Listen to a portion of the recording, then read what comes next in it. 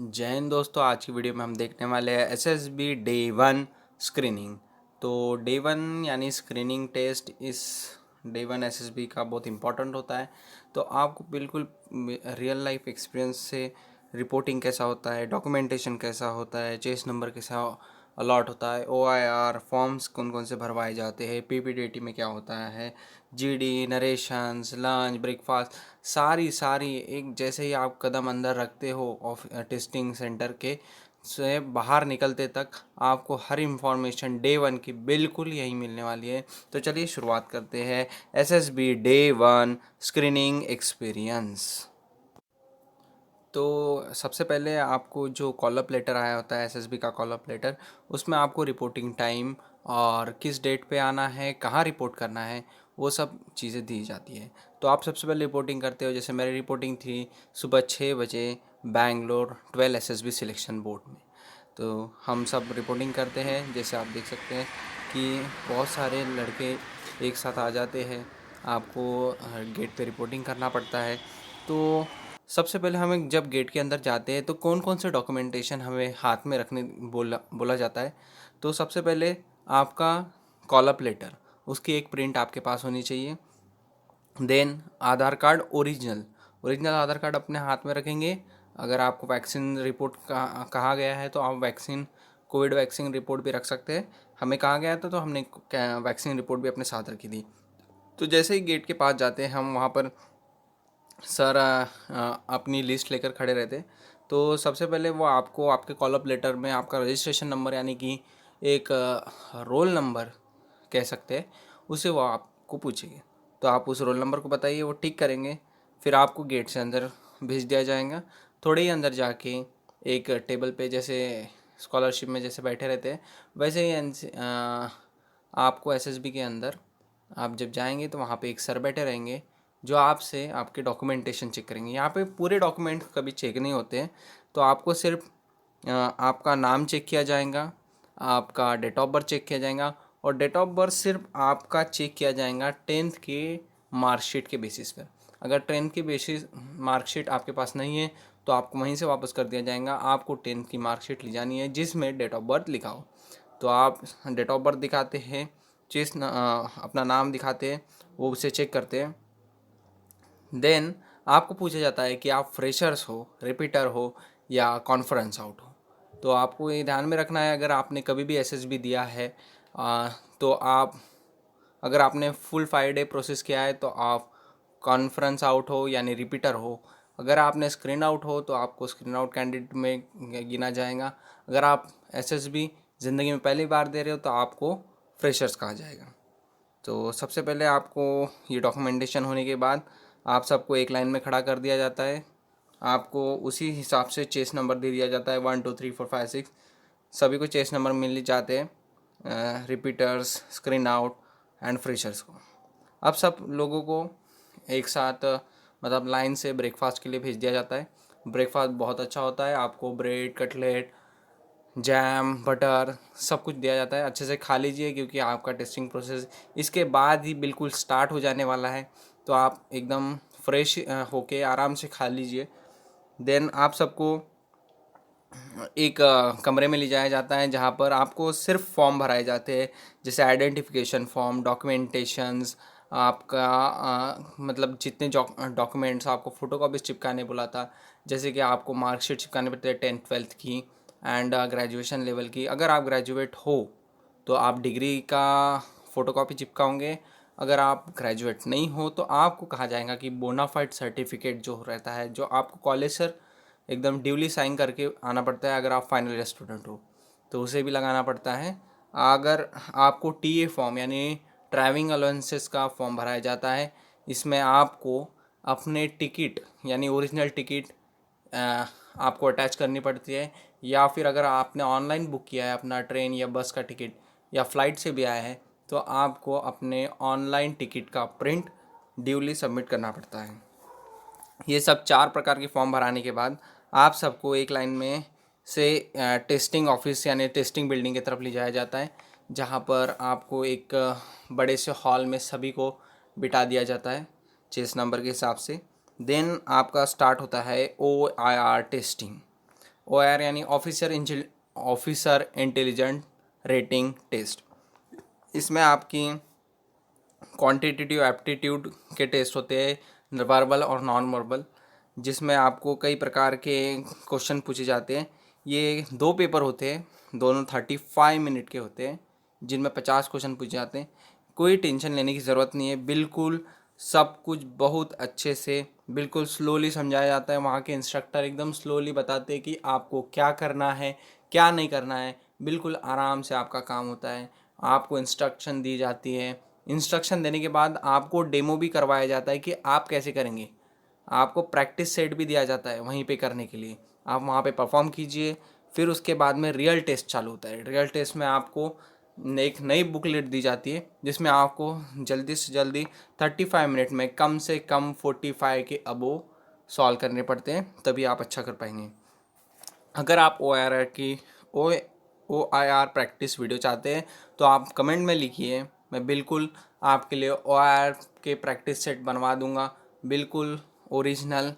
10 to 20 अगर हम करेंगे साथ में मिलकर तो हम बिल्कुल एसएसबी को क्रैक कर सकते हैं। तो देन आपका ये सब ओ आई आर होने के बाद आपको पीपीडीडी होता है, यानी कि पिक्चर परसेप्शन डिस्क्रिप्शन टेस्ट। इसमें भी आपको साइकोलॉजिस्ट बिल्कुल डिटेल इंस्ट्रक्शन देता है कि आपको क्या करना है, क्या नहीं करना है।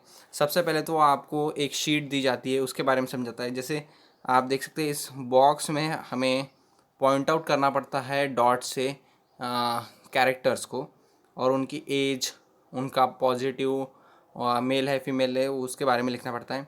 देन उसी के राइट साइड में आपको एक्शन लिखना पड़ता है, बिल्कुल 1 लाइन में आपको लिखना पड़ता है कि वो क्या एक्शन परफॉर्म करने वाला है।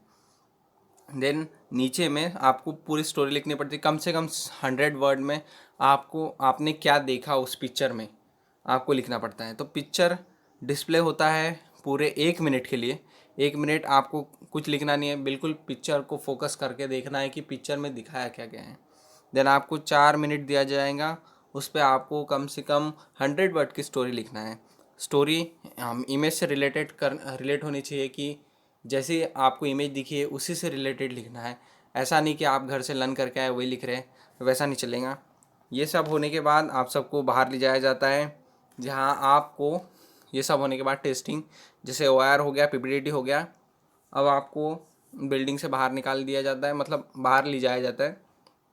आपको बिल्कुल ग्रुप में खड़े कर देते हैं। कम से कम 12 से 15 लोग एक ग्रुप में होते हैं। ऐसे 5-6 यानी 10 ग्रुप बन जाते हैं। फिर आपको एक एक ग्रुप को रूम में ले जाया जाता है, जहाँ पर टेस्टिंग ऑफिसर बैठे रहते हैं, जैसे psychologist, GT officer and interviewing officer. और इसके अलावा एक आदमी होता है, यानी एक सर होते हैं, जो साइड में बैठ के वो कोई क्वेश्चन पूछते तो है नहीं, सिर्फ आपको ऑब्जर्व करते रहते हैं। तो सबसे पहले आपको साइकोलॉजिस्ट बताएंगा कि आपको करना क्या है। तो सबसे पहले तो नरेशन होता है। नरेशन में क्या करना पड़ता है, जैसे आपने जो स्टोरी लिखी है अंदर में उस रूम में, उसको बिस नरेट करना पड़ता है। नरेट यानी आपको बोल के बताना पड़ता है, और उसके बारे में आपको बिल्कुल डिटेल कर देंगे वो सर कि कैसे बोलना है, मतलब उनके तरफ नहीं देखना है, बिल्कुल बॉडी लैंग्वेज एकदम काम होके बोलना है। तो उस प्रकार से आपको ऐसे इंस्ट्रक्शन दी जाएंगी। फिर एक एक आदमी एक एक चेस नंबर से हर एक कैंडिडेट अपनी स्टोरी नरेट करता है, अपने व्यू पॉइंट रखता है। फिर उसके बाद में जैसे ही लास्ट आदमी का नरेशन ख़त्म होता है, आपको झपट पड़ना है किसके लिए, ग्रुप डिस्कशन के लिए। आपको बिल्कुल स्टार्ट कर देना है, बिल्कुल देखे बिना, क्योंकि वहाँ कोई बताने वाला होता नहीं है कि आप अब ग्रुप डिस्कशन चालू कीजिए। जो रिपीटर कैंडिडेट होते हैं या कोई जिन्हें पता होता है, जो कोचिंग लेकर आए होते हैं, उन्हें पता होता है और वो इस चांस का बिल्कुल बड़े अच्छी तरीके से फ़ायदा उठाते हैं। तो आपको ऐसी ये गलती नहीं करनी है जैसे मैंने की है। आपको जैसे ही नरेशन ख़त्म होता है लास्ट कैंडिडेट का, आपको डायरेक्ट ग्रुप डिस्कशन चालू कर देना है। जैसे कि हम डायरेक्ट आप बोलना शुरू कर दीजिए, from this picture we can pursue that this is the going to happen, this going to happen, no candidate, I am with you. बिल्कुल आपको चालू कर देना है।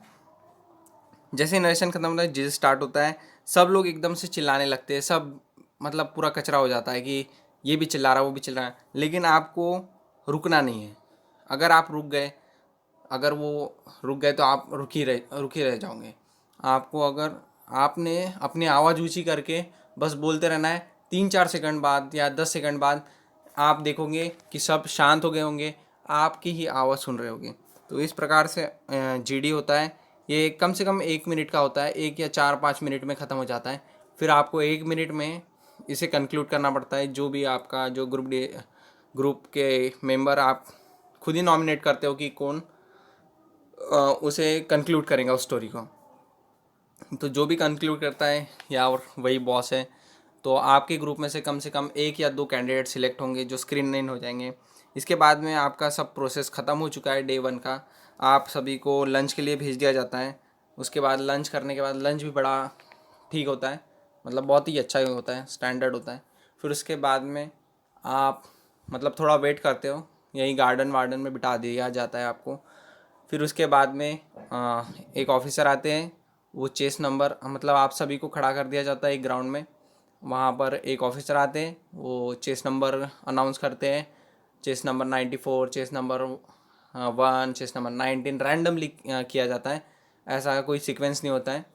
आपको जय यस सर बोलकर उनके पास जाना पड़ता है। आपका नाम, आपका डेट ऑफ बर्थ बोलना पड़ता है। आपको नया चेस नंबर दिया जाता है और आपका जो मोबाइल है उसे स्विच ऑफ करके उन्हीं के पास सबमिट कर दिया जाता है, जो आपको 5 डे प्रोसेस के बाद ही मिलेगा।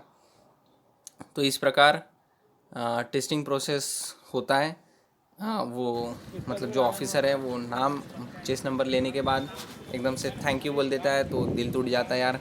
बहुत सारे लोग फिर वापस मतलब चले ही जाते हैं। चेस नंबर आपका ले लिया जाता है, आपको डॉक्यूमेंट्स आपने जो सुबह सबमिट किए थे वो सब कुछ वापस कर दिया जाता है और आप स्क्रीन आउट हो गए हो।